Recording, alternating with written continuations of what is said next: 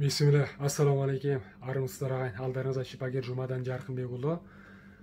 Көктемде бітіп жаз мезгілі келе жатыр.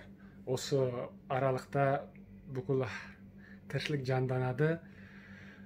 Чөптер өсіп, чаң тозаң көтеріліп, яғни осындай мезгілдерде қандай аурудың қатты күшейетіні белгілі. Яғни ол болса да мұрындағы аллергиялық аурулар, сол ауруларға кіріптар болған адамдарға қатты қиындық туындайды.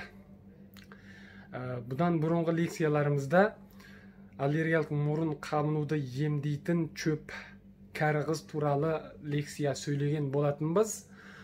Сол лекциямызда кәріғызды мұрындағы қабынуды қайтаруға, мұрынның аллергиясын емдеуге істетілу туралы айтқан болатынбыз. Соған комментарий қалдырған бір бөлім көрермендер нақтылы қалай істетіледі, қалай дайындау керек деген сияқты сұрақтар қойған болатын. Бүгін енді сол төңірегінде нақтылы тоқтала кеткенді жөн көріп отырмыз. Егер де сіз біздің каналға әлі тіркелмеген болсаңыз, қазақ тіліндегі медициналық арнамыздың қарыштап дамуы үшін өзіңіздің алтын саусағыңызды 1 тонна болса да көтеріп, тіркелу түймешігін түртіп тіркеліңіз. Жандағы кішкене қоңыраушаны басып, біздің арнамыздағы жаңарып отырған лекциялар туралы хабарлама алып отыра аласыз. Әрі осы видеомызды соңына дейін көрсеңіз, егер де сізде аллергиялық мұрын қабыну болған болса, сол ауруыңызға Құдай қаласа жақсы шипа табыласын. Немесе туған туысқандарыңызда, көрші қолаңдарыңызда, дос жарандарыңызда сондай ауру болса, біздің лекциямызды тыңдауға кеңес бере кетіңіз. Нұр үстіне нұр болады. Алла разы болсын баршаңыздан. Бұл көріп отырғандарыңыз менің қолымдағы кәріғыз. Сол сөйлеген лекциямда көрсеткен кәріғыз шөбін біреулер жаңағындай пікір қалтырып, ол кәріғыз емес, шоң айна депті, оны ошаған деп атаймыз депті.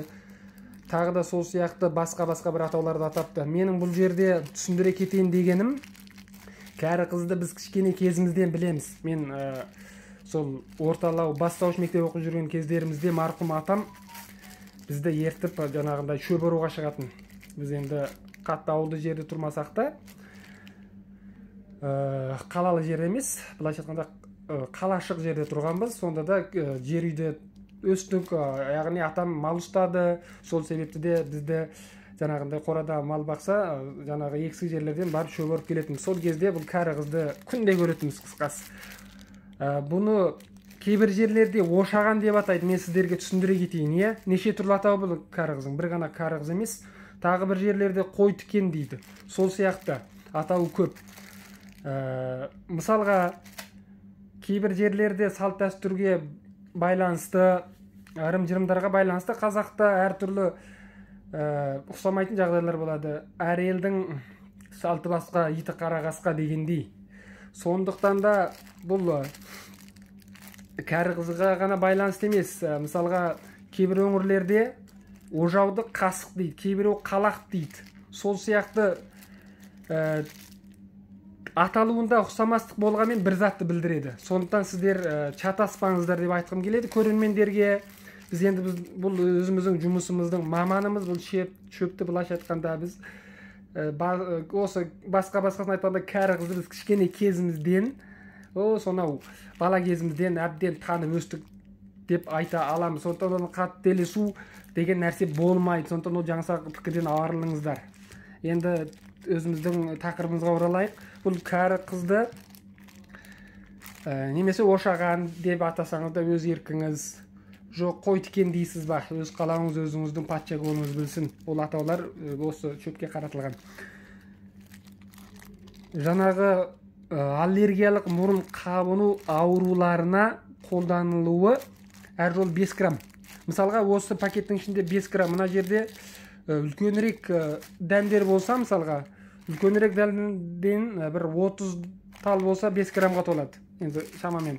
Кішкенірек дән болса, мысалға, мынау кішкенірек дәндер, мұнда 40 талға таман алсаңыз, осы 5 граммға толады.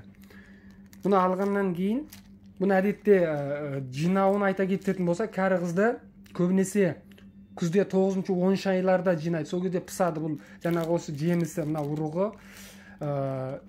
көктен сары болып пысады. Мына қолымызда көріп отырған пысқан дайын түрлерді бұл өңделген.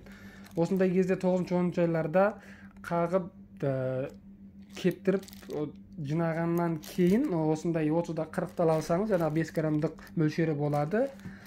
Ол кезде уыты болмайды бұның, яғни әбден пісті деген сөз. Осыны мынаны ұнтақтайсыз енді.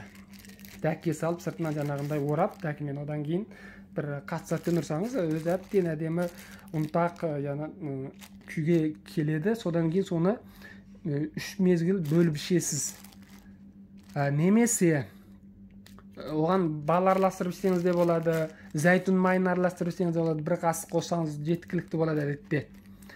Солай тұтыну керексіз, кемінде 2 апта тұтыну керексіз. Қазір мысалға сол аллергиялық мұрын қабыну бар кісілердің ауыру қозатын кез, солай жоғарыда айтылған әдіс бойынша дайындап 2 апта үзбей қолдану керек. Тіпті қажет болған жағдайда 2 айға дейін сол емді жалғастыруға болады. Бұл бір. Енді ішінара жағдайларда кейбір адамдарда шөпке аллергиясы болса, мысалға тұтынған жағдайда біраз іші өтуі мүмкін, біраз іші кебуі мүмкін, басын ауыртуы мүмкін, әлсіздік туындауы мүмкін. Енді ол қатты бір қорқатын жағдай емес. Сіз егерде осындай таза, өңделген, ешқандай өту жоқ, сенімді кәрі қыз тұқымын пайдаланған болсаңыз, оны қорқатын ештеме жоқ. Бұл бір.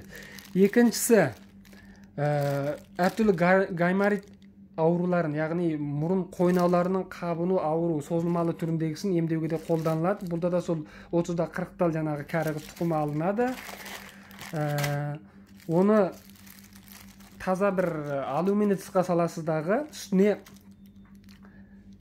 онда әуел талқанда болады. Содан кейін үстіне жаңағындай 50 грамм зәйтүн майын қосасыз ба, қара зеренің майын қосасыз ба, өз қалауыңыз қоссаңыз болады. Қосқаннан кейін жаңағы зәйтүн майын қайнатып алса да болады, біраз кішкене отқа қайнатып алып, одан кейін салғаннан кейін осыны жаңағы талқанда ұнтақ салғаннан кейін біраз қайнатып, одан кейін суғаннан кейін бір кішкене ыдысқа құйып сақтап, оны істететін кезде мақта шырпысымен жаңағы майды аласыздағы, енді ол май күйінде болады ғой, бір жаңағындай кәрі қыздың тұқымымен жаңағы қара зеренің майы немесе зәйтүн май дедік, 50 грамм қосасыз дейді, соларды араластырғаннан кейін оны бір сұйықтық май күйінде болады, ол қайнатқаннан кейін сол майды мақта шырпысымен біраз аласыздағы, жағып аласыз, мақта шырпысына мұрынның ішіне жағасыз, мұрынның қуыстарына жағу керек. Күніне 2-3 рет жағуға болады. 2 аптада бір курс лечения болады. Бұл да жақсы емдейді жаңағы айтылған созылмалы мұрын қойнауларының қабынуын емдеуге. Бұл толық емдеп кете алады, қысқасы Құдай қаласа.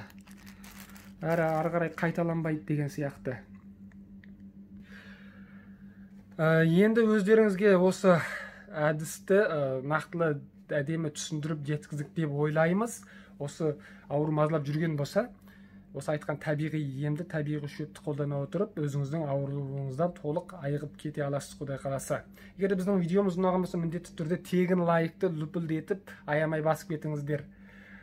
Содан кейін қандай да бір сұрақтарыңыз болса, түсінбеген тағы да комментарий қалдырыңыздар. Біз вақтылы, нақтылы толық жауап беруге тырысамыз. Әрі бұл видеомызды міндетті түрде барлық WhatsApp топтарда жақындарыңызға, туыстарыңызға, дос-жарандарыңызға, қысқасы 60 апа 70-ге дейін бөлісіңіз.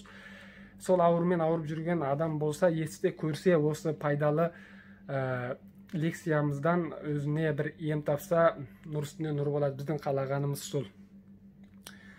Алла ауырып жүрген барлық науқастарға толық шипасын берген, ауырып ем іздеген науқастарға ем болсын иншалла. Ауырмаңыздар ағайын, келесі эфирде кездескенше 4 көзіміз түгел, бауырымыз бүтін, амандықта кездесейік.